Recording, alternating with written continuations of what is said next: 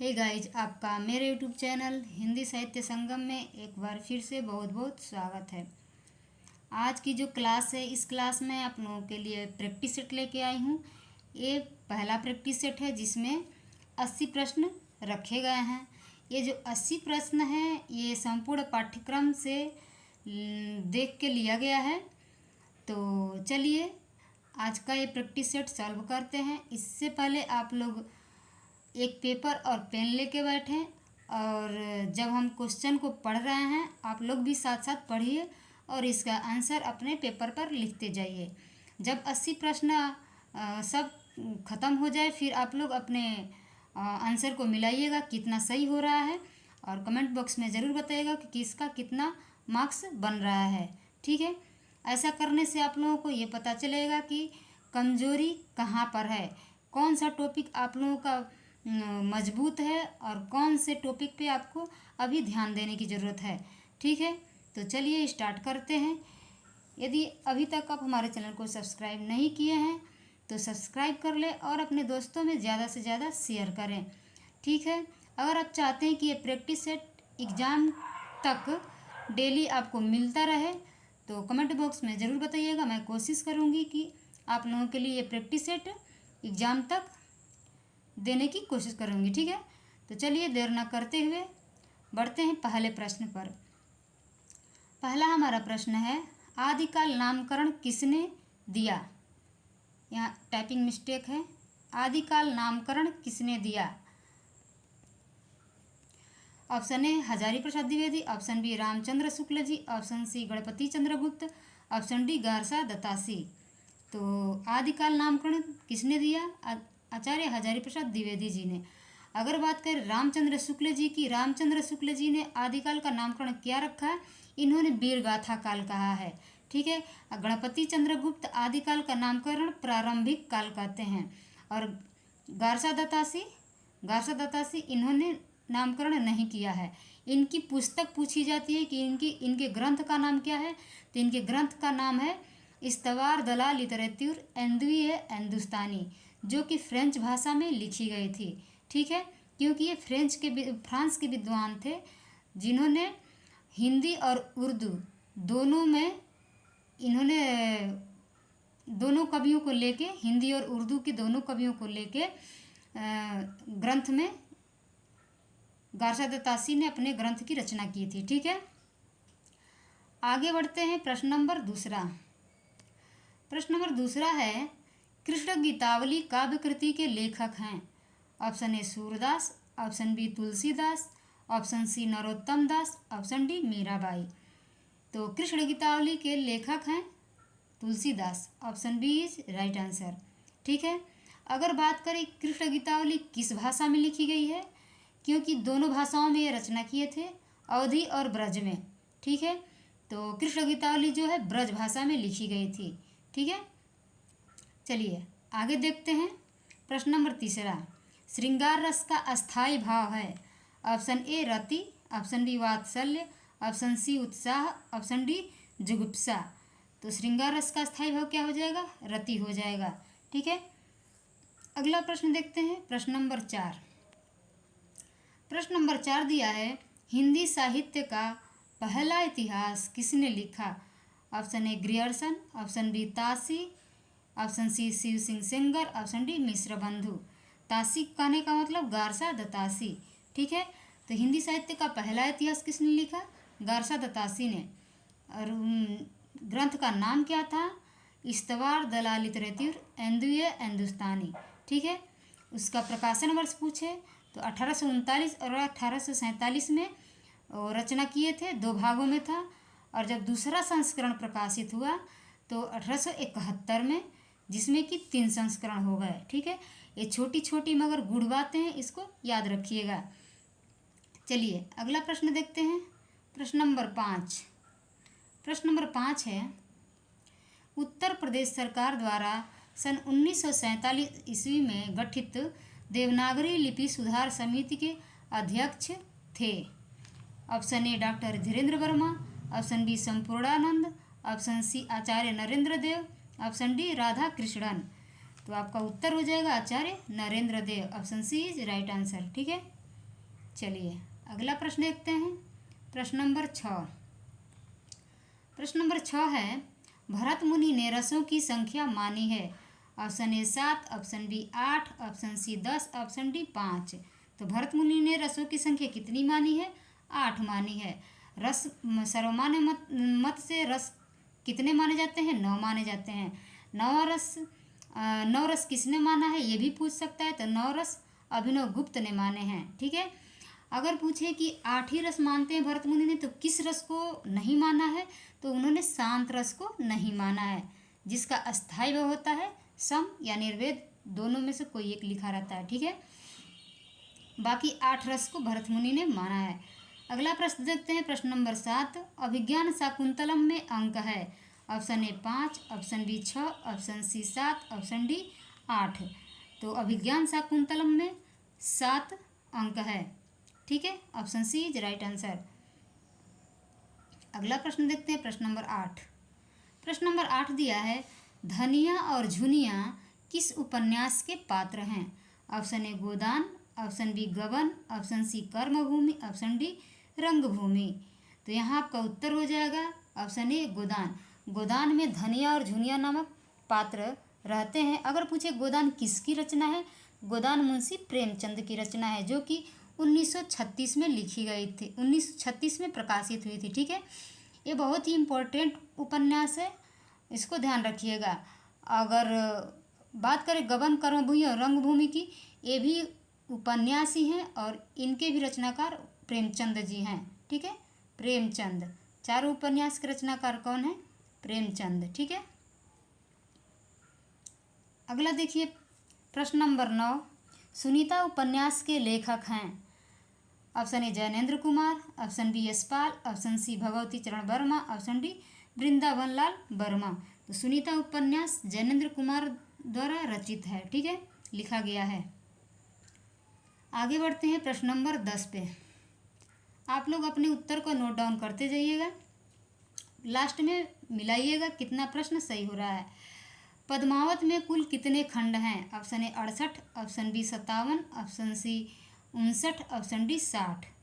तो पद्मावत में कुल कितने खंड हैं?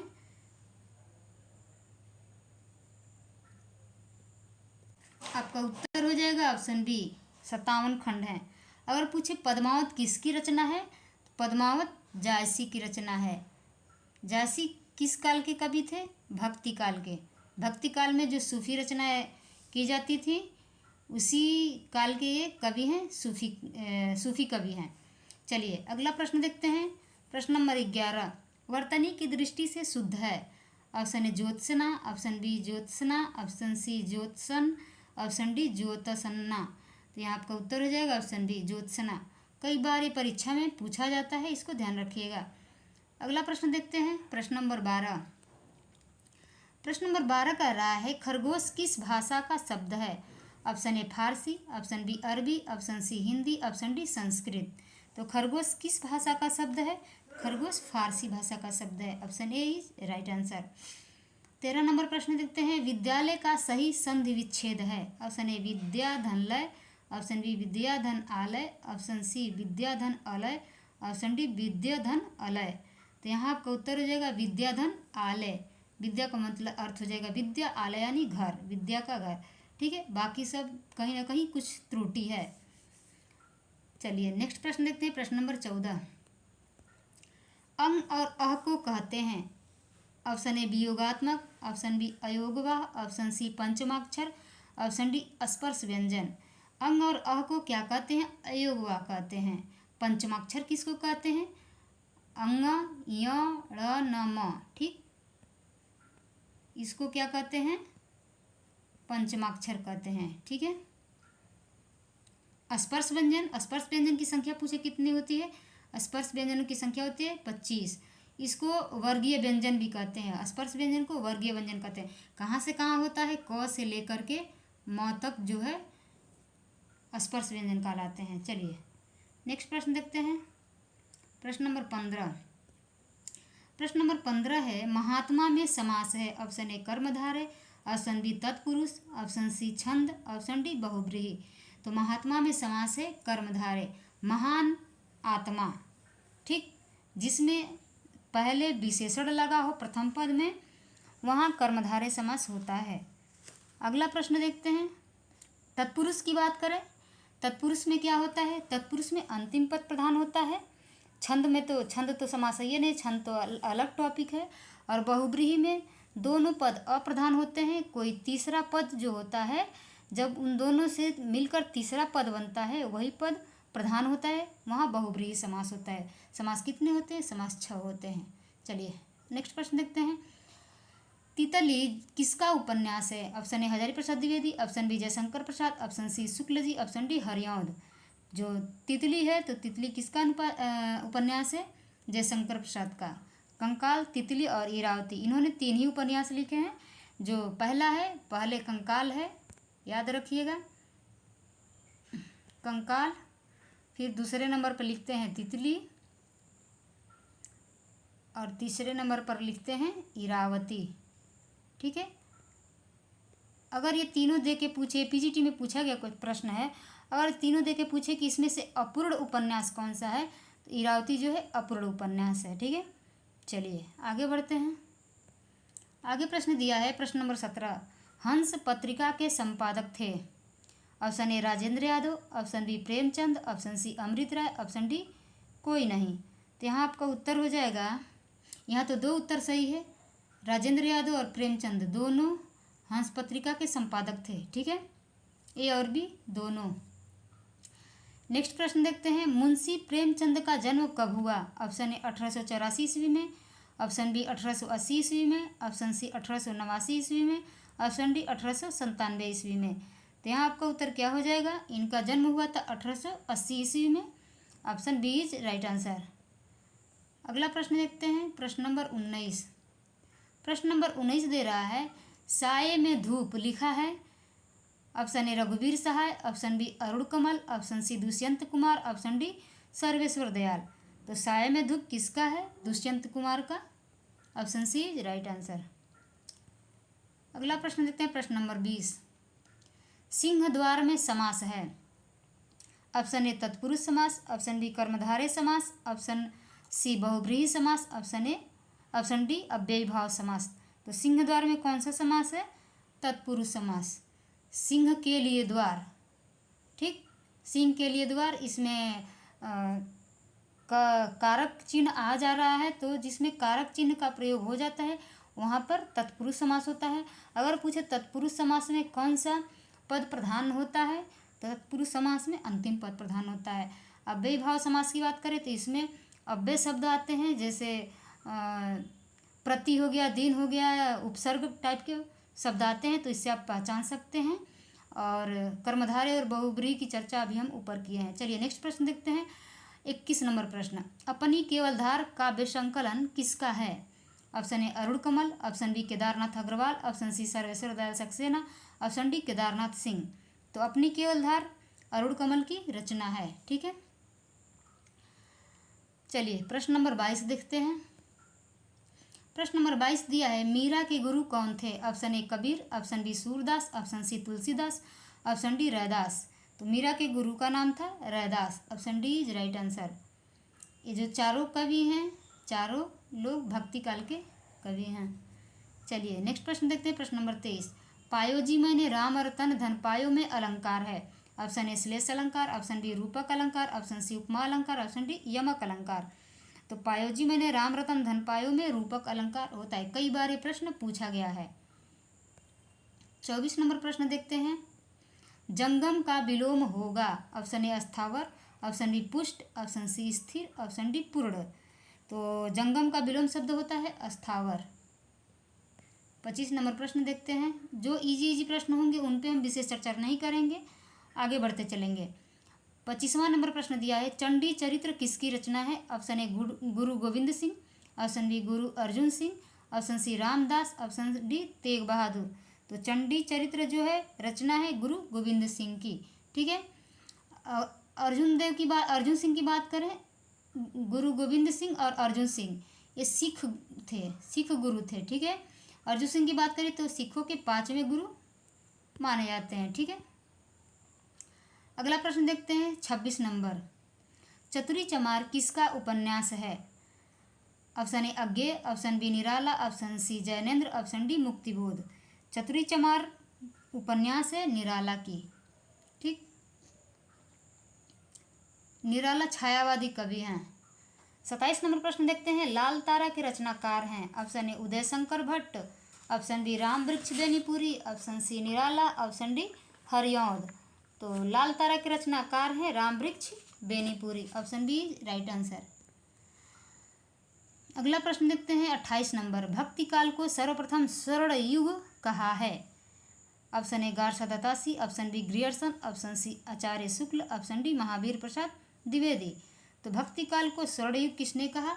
ग्रियर्सन ने। अगर पूछे ग्रियर्सन के ग्रंथ का नाम क्या है तो याद रखिएगा the modern vernacular literature of northern Hindustan.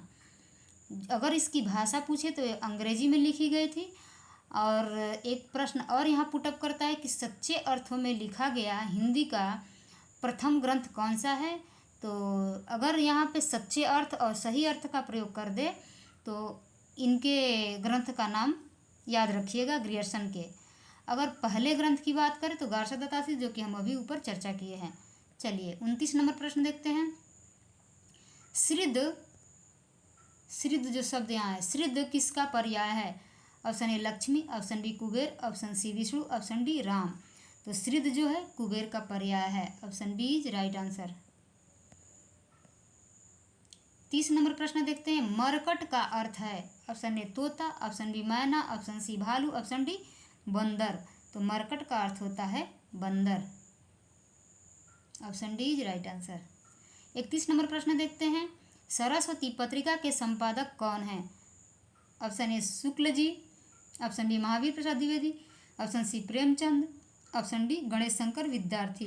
तो सरस्वती पत्रिका के संपादक महावीर प्रसाद द्विवेदी को कहा गया है। ठीक है, महावीर प्रसाद द्विवेदी युग के कवि हैं।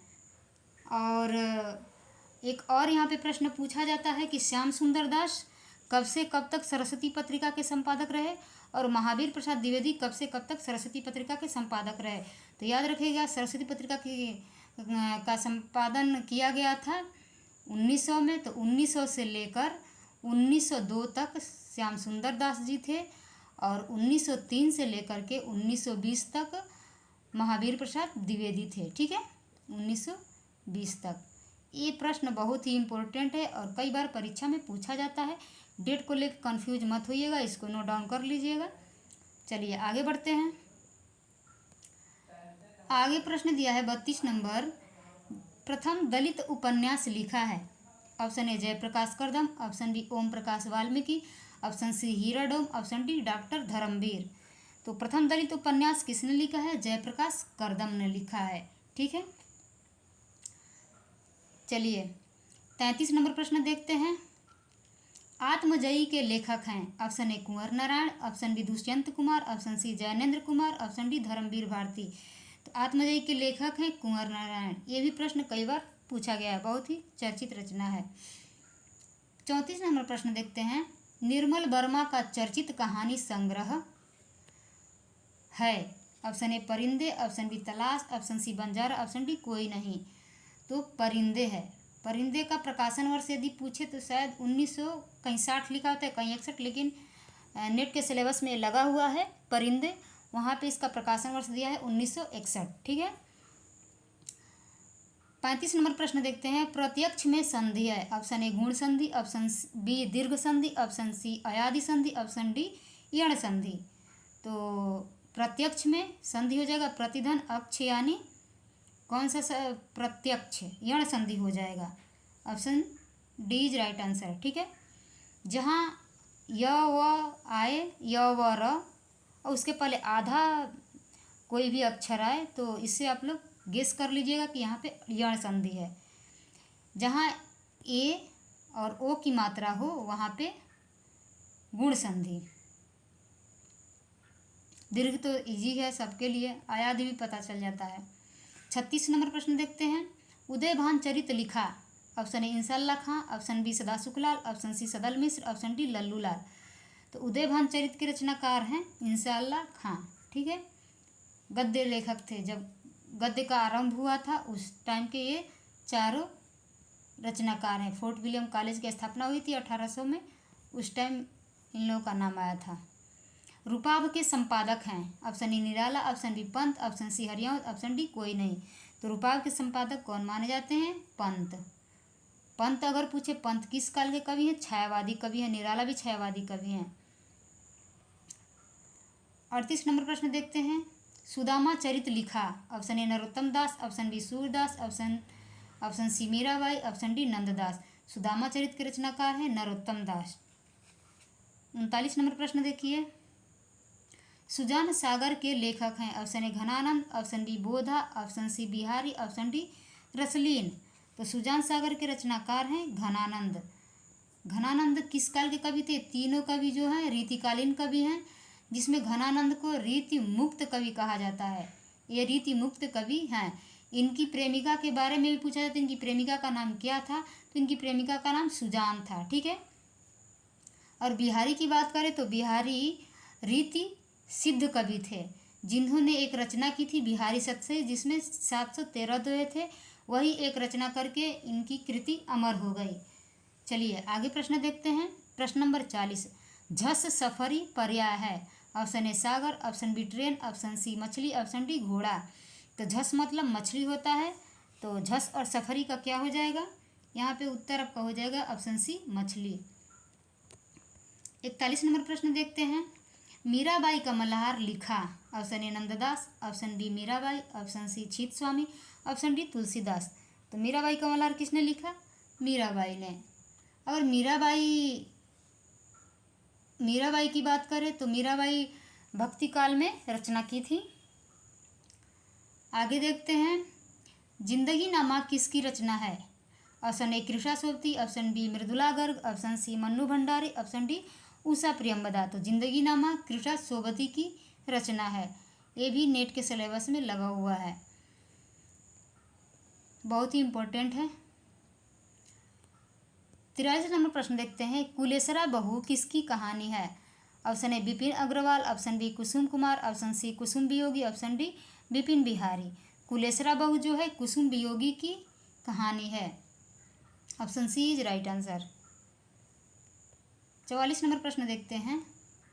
गीतावली किसकी कृति है? Option A Surdas, option B Tulsidas, option C Nanddas, option D Chaturbhuj Das. तो गीतावली जो है तुलसीदास की रचना है। अभी ऊपर एक प्रश्न आया था कि कृष्ण गीतावली किसकी रचना है? वो भी तुलसीदास की थी, वो भी ब्रज भाषा में थी, और गीतावली भी ब्रज भाषा में है। ठीक है। रामचरितमानस की बात करें तो अवधी भाषा में लिखी गई है। 45 नंबर प्रश्न देखते हैं। मनमाना में समास है, ऑप्शन ए अव्ययी भाव समास, ऑप्शन बी तत्पुरुष समास, ऑप्शन सी कर्मधारय समास, ऑप्शन डी द्विगु समास। तो मनमाना में आपका समास हो जाएगा अव्ययी भाव समास। कादंबरी किसने लिखा? Option A Banabhatta, option B Shriharsha, option C Bhavabhuti, option D Magh. तो कादंबरी के लेखक हैं बाणभट्ट। 47 नंबर प्रश्न देखते हैं। सूरसागर किसकी रचना है? Option A Surdas, option B Tulsidas, option C Nabhadas, option D Vitthalnath. Sursagar जो है सूरदास द्वारा लिखित है। 48 नंबर प्रश्न देखते हैं। रामचरितमानस की भाषा है, option A Awadhi, option B Bagheli, option C Khari Boli, option D Sanskrit. तो अभी हम ऊपर चर्चा किए हैं कि रामचरितमानस की भाषा जो है अवधी है, तुलसीदास जी द्वारा लिखा गया है। और इसमें कांड की बात करें तो 7 कांड हैं। इसका ट्रिक होता है 7 कांड SLU। ठीक है। बालकांड, अयोध्या कांड, अरण्य कांड, किष्किंधा कांड,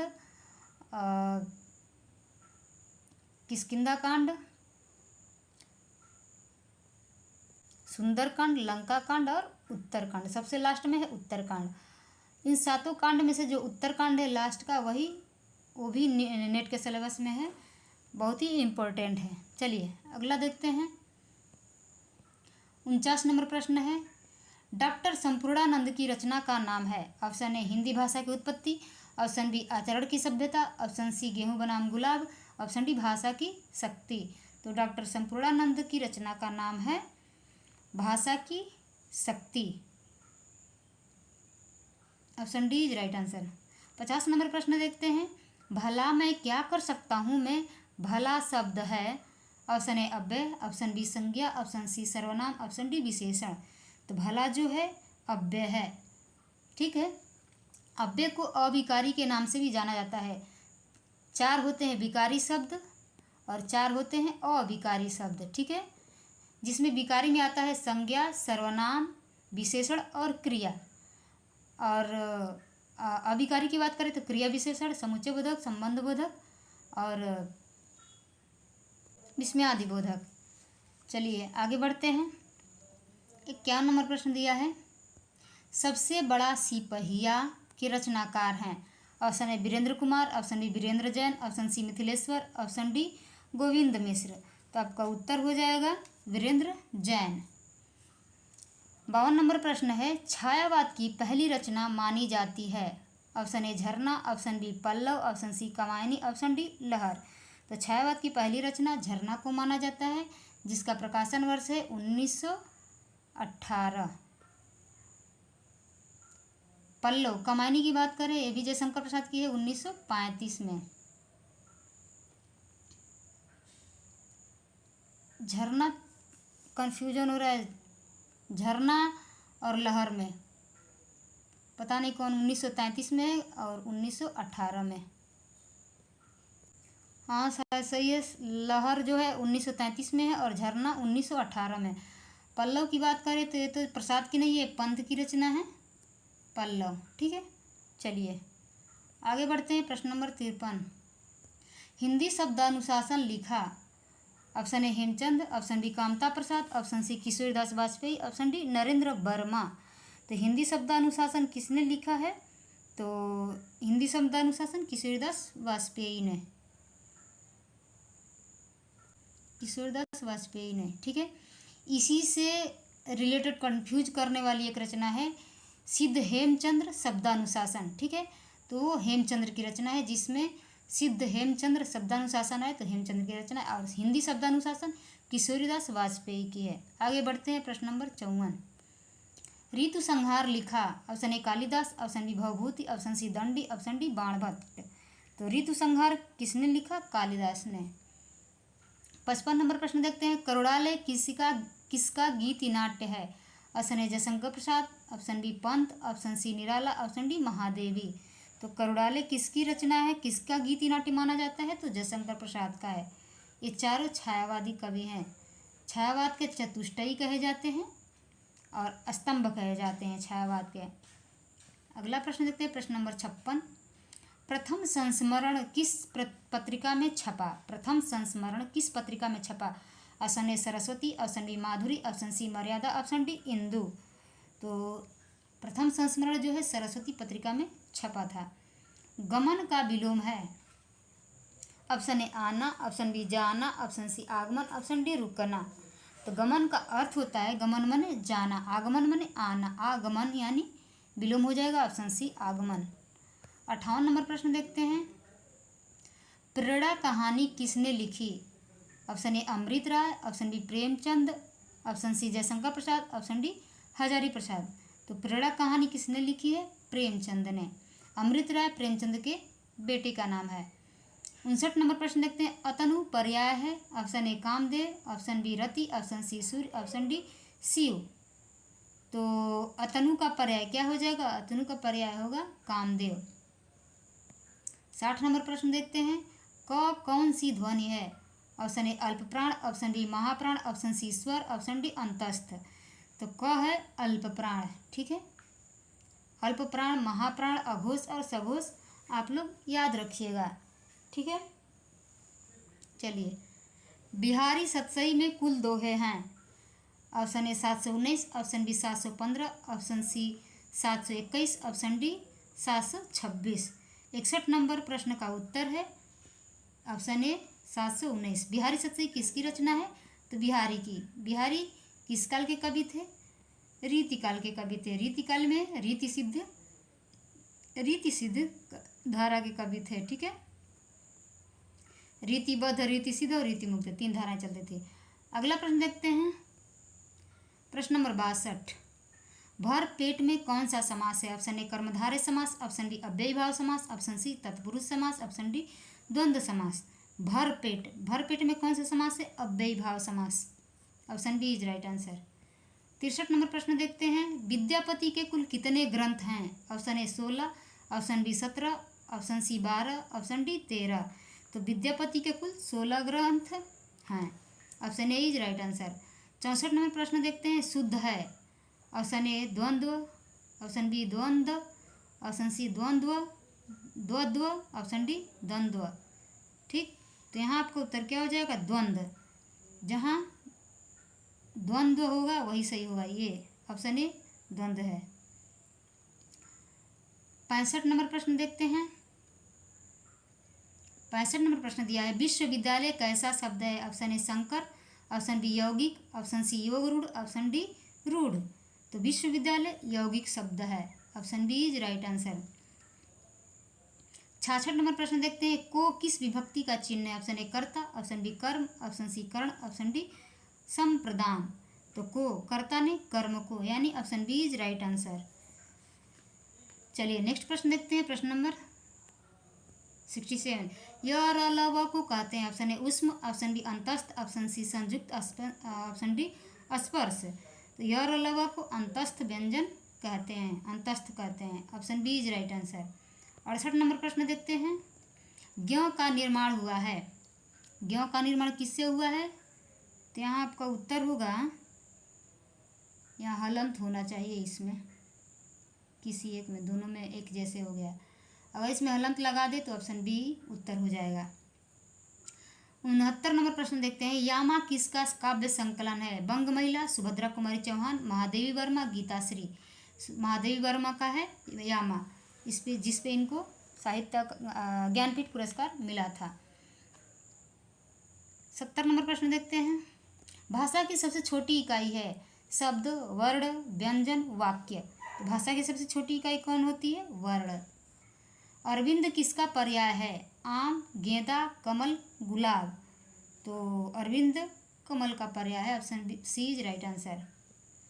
72 नंबर प्रश्न देखते हैं, आपका बंटी उपन्यास की लेखिका है? महादेवी वर्मा, कृष्णा सोबती, मन्नू भंडारी, उषा प्रियंवदा।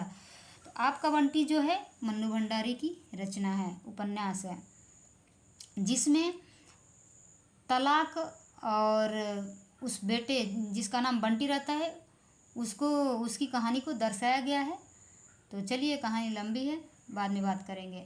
73 नंबर प्रश्न है, कबीर का जन्म हुआ था 1399 ईस्वी, 1388 ईस्वी, 1398 ईस्वी, 1518 ईस्वी। तो कबीर का जन्म हुआ था 1398 ईस्वी में। Option C is right answer. Acharya Ramchandra Shukla का इतिहास कब प्रकाशित हुआ? 1939 ईस्वी, 1929 ईस्वी, 1931 ईस्वी, 1940 ईस्वी। आचार्य रामचंद्र शुक्ल का इतिहास 1929 ईस्वी में प्रकाशित हुआ था। नाम क्या था? हिंदी साहित्य का इतिहास। पहले हिंदी शब्द सागर की भूमिका के रूप में छपा था और हिंदी साहित्य का विकास नाम से, फिर 1929 में हिंदी साहित्य का इतिहास नाम से प्रकाशित हुआ। 75 नंबर प्रश्न देखते हैं, राम से चला नहीं जाता वाक्य में वाच्य है? कर्मवाच्य, भाववाच्य, कर्तृवाच्य, कोई नहीं। तो राम से चला नहीं जाता, नहीं शब्द आ गया है, यहाँ पे भाववाच्य हो जाएगा। मेवाती किस उपवर्ग की बोली है? पूर्वी बिहारी, राजस्थानी हिंदी, बिहारी हिंदी, दक्षिणी हिंदी। तो मेवाती जो है राजस्थानी हिंदी की उपवर्ग की बोली है। अगर पूछे राजस्थानी में कौन कौन आएंगे, तो राजस्थानी में 4 आते हैं, मेवाती, मारवाड़ी, मालवी और जयपुरी। जयपुरी को ढूढ़ारी भी कहते हैं। अगर पूछे कि राजस्थानी हिंदी किस अपभ्रंश से निकली है, तो सौरसेनी अपभ्रंश से। सौरसेनी अपभ्रंश से तीन उपभाषाओं का विकास हुआ है, पश्चिमी हिंदी, राजस्थानी हिंदी और पहाड़ी हिंदी। पश्चिमी हिंदी की बात करें तो पश्चिमी हिंदी में ब्रजभाषा, कन्नौजी, बुंदेली, हरियाणवी, कौरवी और दक्षिणी आती है। हरियाणवी का एक और नाम है बांगरू, कौरवी को खड़ी बोली के नाम से जाना जाता है। और पहाड़ी हिंदी की बात करें तो पहाड़ी हिंदी में 2 आते हैं, कुमाऊनी और गढ़वाली। बात करें अर्धमागधी अपभ्रंश की, तो अर्धमागधी अपभ्रंश से पूर्वी हिंदी निकली है, जिसमें 3 बोलियाँ आती हैं, अवधी, बघेली और छत्तीसगढ़ी। मागधी अपभ्रंश की बात करें तो उससे बिहारी हिंदी निकली है, जिसमें मगही, मैथिली और भोजपुरी। टोटल हम आपको बता दी हैं, इसको नोट कर लीजिएगा और ध्यान रखिएगा, इससे प्रश्न जरूर से ज़रूर पूछे जाते हैं। 77 नंबर प्रश्न देखते हैं। झंडा कैसा शब्द है? झंडा कैसा शब्द है? तद्भव, तत्सम, देसी और विदेशी। तो झंडा जो है देसी शब्द है, option C right answer. 78 number प्रश्न देखते हैं। देवनागरी लिपि का सर्वप्रथम प्रयोग किस राज्य में हुआ? राजस्थान, गुजरात, महाराष्ट्र, उत्तर प्रदेश। तो देवनागरी लिपि का सबसे पहले प्रयोग हुआ था गुजरात में, option B is right answer. 79 number प्रश्न देखते हैं। हिंदी का प्रथम कवि कौन है? हिंदी का प्रथम कवि कौन है? सरहपा, लुइपा, देवसेन, कबीर। तो हिंदी का प्रथम कवि सर्वमान्य मत से माना जाता है सरहपा को। ठीक है। शुद्ध रूप है। 80 नंबर प्रश्न देखते हैं। शुद्ध रूप है 95, 95, 95, 95। तो यहाँ आपका शुद्ध रूप हो जाएगा 95। ठीक, option C is right answer. बोलते हैं तो 95 लेकिन शुद्ध रूप यही होगा। ठीक है, ध्यान रखिएगा। तो अभी तक हम लोगों ने 80 प्रश्न को सॉल्व कर लिए हैं। आप लोगों के कितने प्रश्न सही हुए कमेंट बॉक्स में ज़रूर बताइएगा, और ये प्रश्न आपको कैसे लगे ये भी बताइएगा। वैसे तो आज पहला प्रैक्टिस सेट था, इसलिए हम ज़्यादा हार्ड प्रश्न नहीं लेके आए हैं। सोचें धीरे धीरे स्टार्ट किया जाए, तो इसमें कुछ इजी प्रश्न हैं और कुछ हार्ड भी प्रश्न रखे गए हैं। जैसे जैसे प्रश्न का अभ्यास हम लोग करते जाएंगे वैसे वैसे प्रश्नों का लेवल बढ़ता जाएगा। ठीक है, तो चलिए मिलते हैं नेक्स्ट वीडियो में एक और नए प्रैक्टिस सेट के साथ। तो तब तक के लिए धन्यवाद।